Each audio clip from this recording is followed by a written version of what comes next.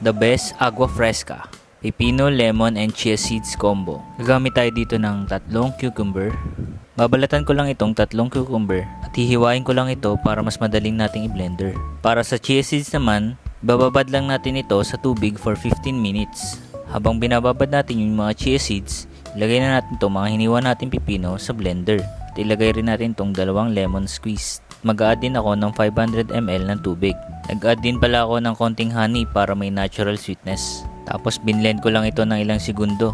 Sa pag-assemble naman, lalagyan ko lang ito ng hiniwang lemon at mga hiniwang pipino. At ilalagay ko na yung binlend natin kanina. Nag-add din pala ako dyan ng yelo para mas malamig. At nilagay ko na rin pala yung chia seeds na binabad natin for 15 minutes. Ganun lang kasimple at meron ka ng agua fresca na sobrang refreshing at maganda pa sa gut health.